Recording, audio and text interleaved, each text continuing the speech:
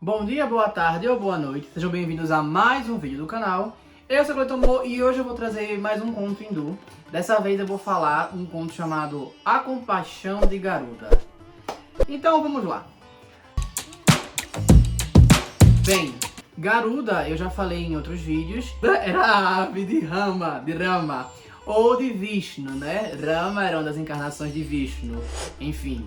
Então, basicamente ele é de Vishnu. Garuda é um ser que aparece em alguns contos da mitologia hindu e hoje eu vou trazer um deles. Garuda, como em Digimon é apresentado, era uma águia, mas ela era meio antropomórfica, né? Ela era meio humana também.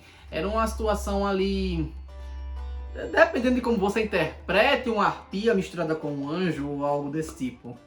Eu considero mesmo tipo Garudamon como uma representação boa de Garuda, tá?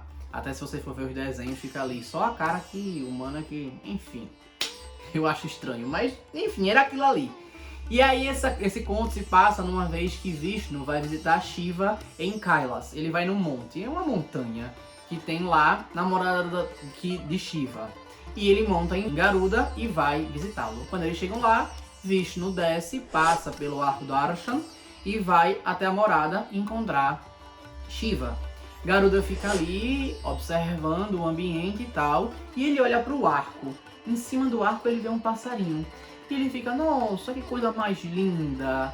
É incrível pensar como a magnitude da natureza consegue produzir algo tão imenso como uma montanha, como um ambiente tão bonito ao qual a gente está agora, ao mesmo tempo que produz algo tão delicado, mas também muito belo, pequenininho, como aquele passarinho.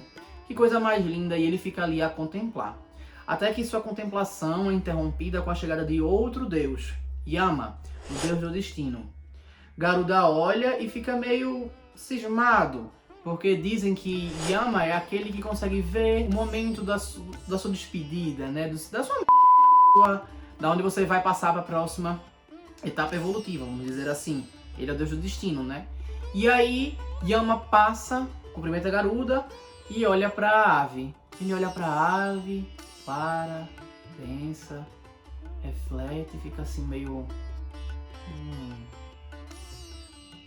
E do nada para e volta a caminhar e caminha de volta pelo arco do Arshan e vai encontrar os deuses. Ele entra.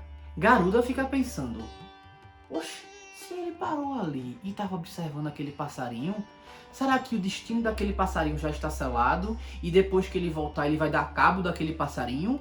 Ou o que vai acontecer? Como é que... Mas será que seria interessante eu intervir, proteger aquele passarinho, tirar ele da vista do Deus? Ou eu tenho que deixar o destino agir e chegou a hora desse passarinho desencarnar para poder ir para a próxima etapa?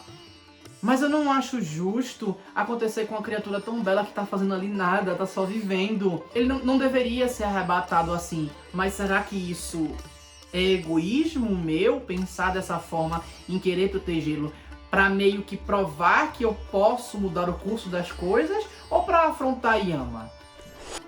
Esse quebra-cabeça tá muito confuso e quem começou ele vai ter que terminar. Ou será que é benevolência? E Garuda começa a refletir sobre isso e nesse turbilhão de pensamentos sobre ter vontade de salvar o passarinho, ao mesmo tempo que ele critica a vontade dele ter de salvar o passarinho. Eu vou te falar do coração.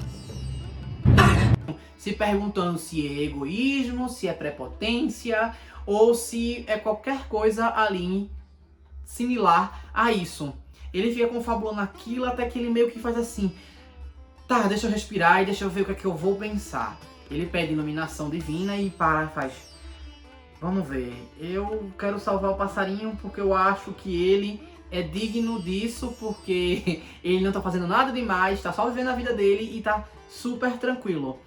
Então eu não vou estar fazendo pra demonstrar força pra ninguém, eu não vou contar pra ninguém, eu vou salvar o passarinho e vou salvar porque eu acredito que é o certo pra ser feito. Aí ele vai, pega o passarinho na mão, como ele voa super rápido, ele sai voando daí e vai pra um lugar da Aracanha, uma coisa assim o nome desse lugar. É bem longe de lá, tipo montanha abaixo, lá embaixo mesmo, lá no vale, bem longe. Aí ele vai, deixa o passarinho lá e volta mais rápido para ninguém perceber a ausência dele, né? Ele tá salvando porque ele quer, porque ele quis. E não porque ele queria aparecer pra ninguém. Ele tá salvando porque ele quis. Pelo menos é o que ele pensou, né? Porque também ninguém disse que Yama ia realmente... Puf, o passarinho, né? Então bora. Aí Garuda volta e fica... Tá, beleza. E fica esperando o Vishnu de volta. Só que aí, antes de Vishnu sair, quem sai é Yama. E ele vai... Ih, lá vem ele. Será que ele vai dizer alguma coisa? Vamos ver como é que vai ser. Aí Yama sai, cumprimenta a Garuda de novo e não diz nada. Aí Garuda faz... Dá licença aqui, senhor. Eu podia perguntar um negocinho aqui rápido.